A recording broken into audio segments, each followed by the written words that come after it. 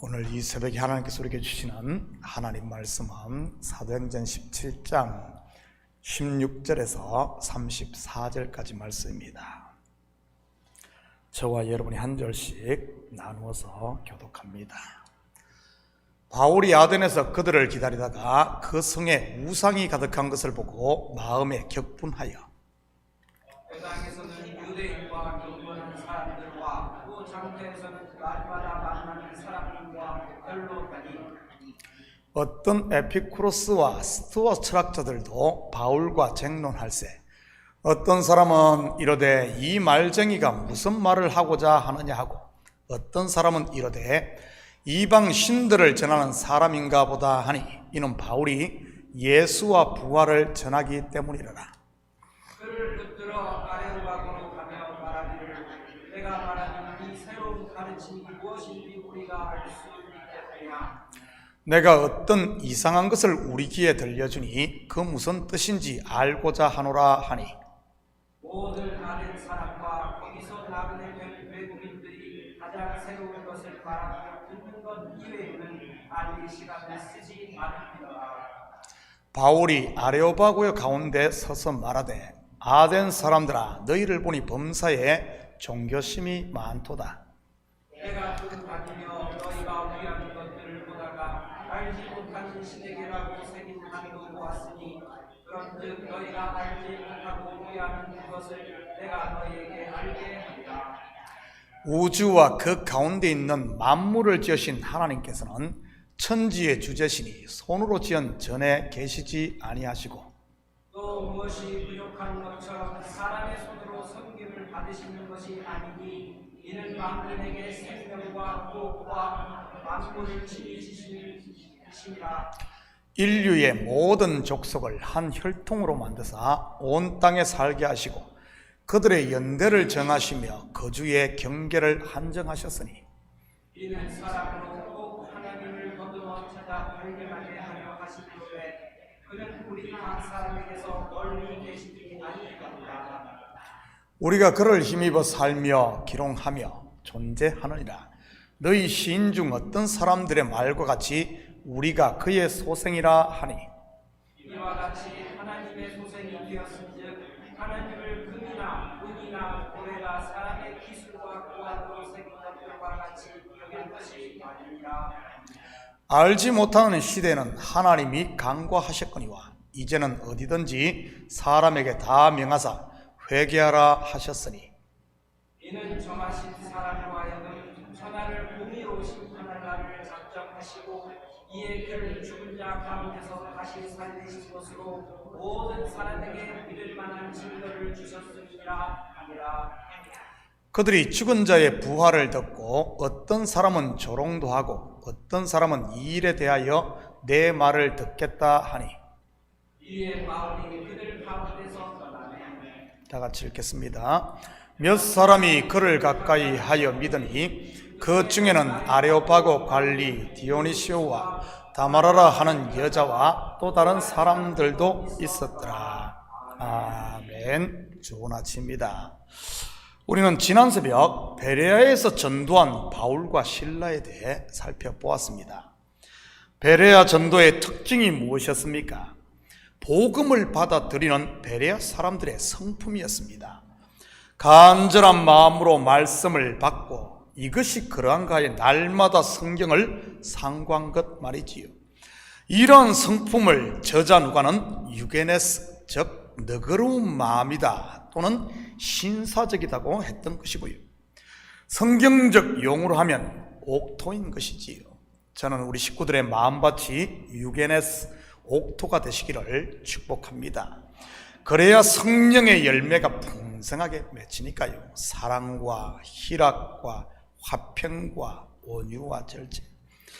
그리고 데살로니카에서 쫓아온 유대인들이 복음 전하는 것을 방해하기 위해 소동을 일으키자 베레아 형제들은 그 소요에 휩쓸리지 않고 바울을 데리고 아덴으로 갑니다.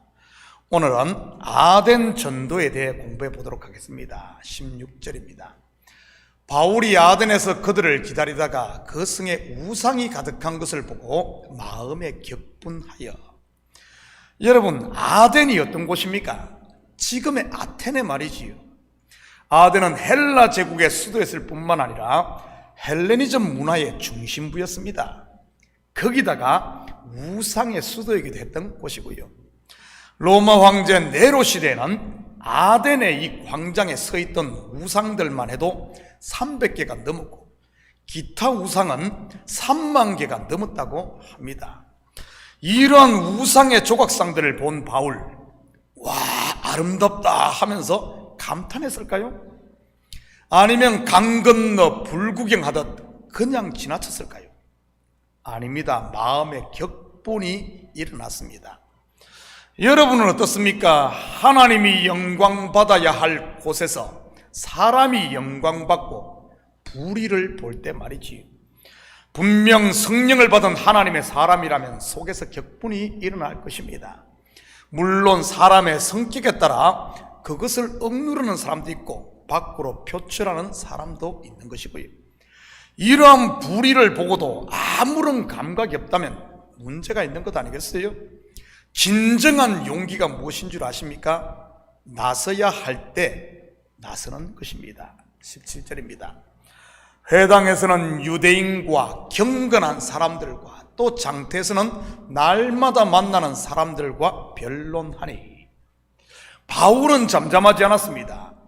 회당에서도 그리고 장터에서도 말이지, 우상에 빠진 그들의 잘못을 바로잡으려 했던 것이지. 여기서 회당에 있는 경건한 사람들은 유대교에 입교한 헬라인을 일컫는 말입니다. 그러다가 만난 사람들이 에피쿠로스와 스토아 철학자들입니다. 이 두 학파는 당대 두 축을 이루고 있었던 대표적인 철학 사조였던 것이지요. 저도 이 두 학파에 대해서는 대학교 1학년 때 교양 과목이었던 서양 철학을 통해서도, 그리고 법학을 공부할 때 법 철학에서도 배웠습니다. 그러다가 성경에 이들이 나오는 것을 보고 깜짝 놀랐지요. 에피쿠로스 학파의 특징이 무엇입니까? 한마디로 하면 쾌락주의와 개인주의입니다. 그러면 스토아 학파는요, 금욕주의와 보편주의인 것이고요. 그런데 바울이 예수 그리스도의 십자가와 부활, 곧 복음을 전하자 이들이 관심을 가집니다. 19절입니다. 그를 붙들어 아레오바고로 가며 말하기를, 내가 말하는 이 새로운 가르침이 무엇인지 우리가 알 수 있겠느냐. 아레오바고는 아레스 언덕을 말하는 것으로, 당시 이곳은 각종 토론과 재판이 열리던 곳으로 다른 헬라 도시의 아고라, 즉 광장과 같은 곳입니다. 지금 헬라 철학자들은 바울이 전하는 복음을 어떻게 이해하고 있었습니까? 바로 새로운 사조의 철학으로 생각을 했던 것입니다. 20절, 21절입니다. 내가 어떤 이상한 것을 우리 귀에 들려주니 그 무슨 뜻인지 알고자 하노라 하니, 모든 나된 사람과 거기서 나그네 된 외국인들이 가장 새로운 것을 말하고 듣는 것 이외에는 달리 시간을 쓰지 않음이더라. 얼핏 보면 이들 아덴 사람들도 베레아 사람들처럼 간절한 마음이 있는 것처럼 보입니다. 그런데 이들의 간절함과 베레아 사람들의 간절함은 근본적으로 차이가 있는 것이지요. 베레아 사람들의 간절함이 영혼의 간절함이라면 아덴 사람들의 간절함은 지적인 간절함이었던 것입니다. 여러분, 철학, 즉 필라소피의 뜻이 무엇입니까? 필라소피는 필로스라는 헬라어 사랑과 소피아, 즉 지혜라는 두 단어의 합성어입니다. 그래서 필라소피 하면 지혜를 사랑한다는 뜻이고요. 물론 여기서 말하는 지혜는 성경에서 말하는 지혜가 아닌 세상의 지혜, 곧 지식을 말하는 것입니다. 성경에서 말하는 지혜는 무엇입니까? 하나님을 경외하는 것이 지식과 지혜의 근본이거늘 뭐죠? 하나님을 사랑하는 것입니다. 그 하나님의 지혜의 결정체가 바로 십자가인 것이고요. 고린도전서 1장 21절에서 24절입니다.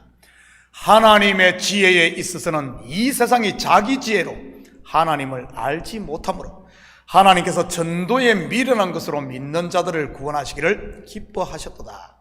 유대인은 표적을 구하고 헬라인은 지혜를 찾으나 우리는 십자가에 못 박힌 그리스도를 전하니 유대에게는 거리끼는 것이요 이방인에게는 미련한 것이로되 오직 부르심을 받은 자들에게는 유대인이나 헬라인이나 그리스도는 하나님의 능력이요 하나님의 지혜니라. 이 새벽에 나온 여러분의 간절함은 어떤 것입니까? 영혼에 대한 간절함입니까? 아니면은 지적 만족을 위한 간절함입니까? 지적 만족에 대한 간절함이란 쉬운 말 호기심인 것입니다. 지금 이 시대 의외로 많은 분들이 영혼의 갈급함이 아닌 호기심으로 말씀을 듣고 있다는 사실 아십니까? 어떤 것이 영혼의 갈급함이고 어떤 것이 호기심일까요? 이 둘은 처음에는 구분하기 힘들지만 나중에 열매를 보면 확연하게 드러납니다. 영혼이 갈급한 사람은 하나님의 말씀을 들을 때 아멘으로 받아 은혜와 평강을 누릴 뿐만 아니라 삶이 변해 복을 받고 하나님의 일꾼이 되지만, 호기심으로 듣는 사람은 그 호기심이 충족되어도 교회를 결국 떠나고 충족이 되지 않아도 교회를 떠나게 됩니다. 여러분, 사람의 호기심 채워질까요? 아닙니다. 하나 채우면 또 다른 호기심이 생기고 그것 풀면 또 다른 것이 생기는 겁니다. 그 호기심 수백 수천 아니 수만을 채운들 만족이 있을까요? 더 많은 의문만 생겨날 뿐입니다. 여러분, 철학에서 던지는 물음이 무엇입니까? 인간은 무엇인가? 인간은 어디서 와서 어디로 가는가? 과연 행복이란 무엇인가? 2000년 전이나 지금이나 같은 질문인 겁니다.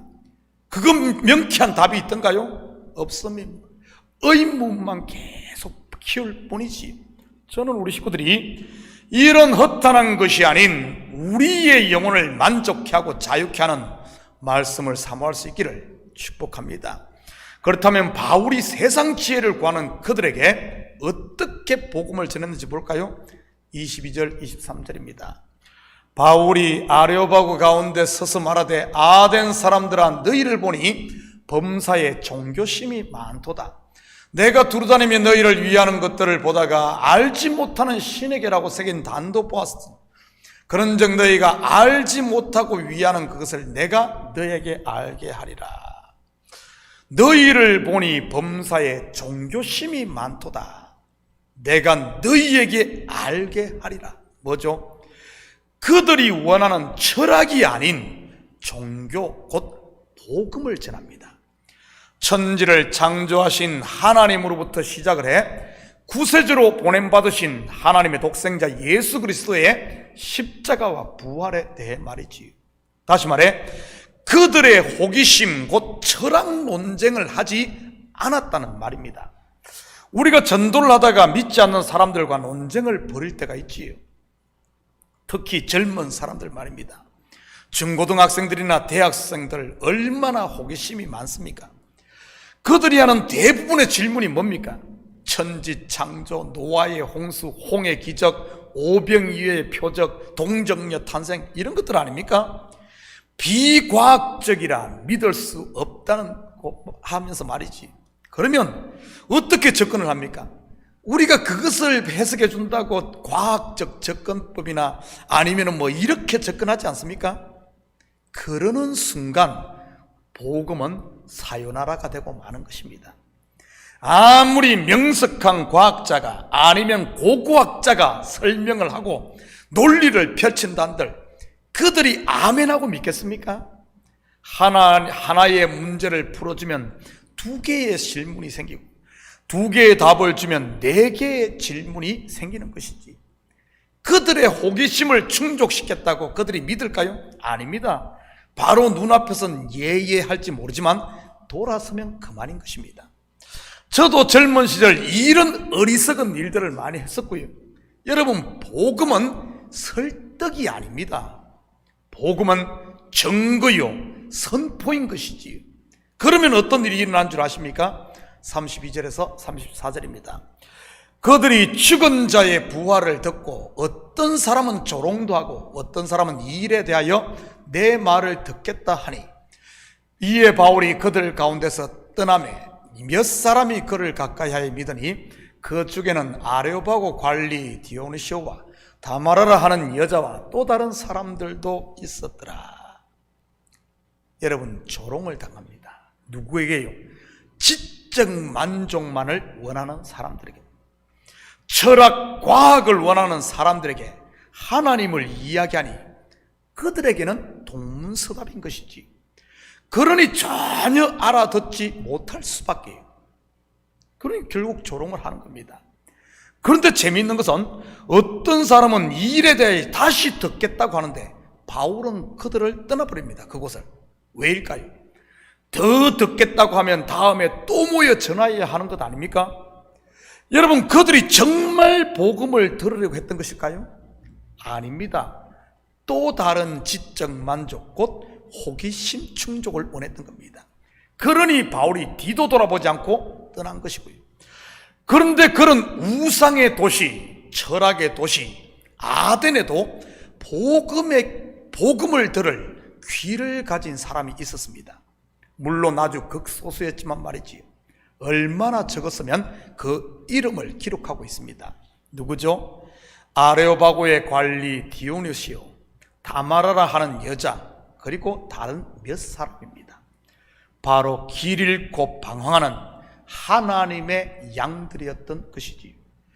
귀 있는 자는 성령이 교회들에게 하는 소리를 듣는 것입니다. 사랑하는 성도 여러분, 오늘 하루도 세상 지혜를 쫓지 마시고 오직 하나님의 지혜인 나를 부인하는, 내려놓는 십자가를 쫓음으로 은혜와 평강의 하나님의 나라를 누리고 오늘도 하나님의 자녀로 당당히 사는 복된 하루 되시기를 예수님의 이름으로 축복합니다. 같이 기도하십시다. 사랑의 아버지 하나님, 참으로 감사를 드립니다. 맞습니다. 하나님의 백성은 하나님의 말씀, 복음을 듣는 줄 믿습니다. 우리가 전하는 복음은 바로 이 하나님 백성에게 아버지 하나님 회개하고 돌아오라는 아버지 하나님 외침인 것입니다. 아버지 하나님, 우리가 세상 논리, 세상 방법이 아닌 하나님의 방법을 쫓아 살게 하시고 아버지 하나님, 주의 백성들을 찾는 저희들 되게 도와주시옵소서. 항상 깨어 기도함으로 말미암아 우리가 세상에 휩쓸려 들어가는 것이 아니라, 세상에 빠지는 것이 아니라 세상 위를 걸을 수 있는 저희들 될 수 있도록 축복하시고, 이 새벽도 우리의 마음을 주님 앞에 쏟아놓고 기도할 때마다 아버지 하나님, 우리 속에 다친 것이 있다면, 매인 것이 있다면 아버지 하나님, 다시 한 번 더 주님의 피 묻은 손으로 이런 것들을 풀어주시고, 외양간에서 나온 송아지가 기뻐 뛰며 절거하는 것처럼 아버지 하나님, 말씀 안에 절거하며 자유함을 누리며 살게 도와주시옵소서. 감사드리며 예수님의 이름으로 기도드립니다. 아멘.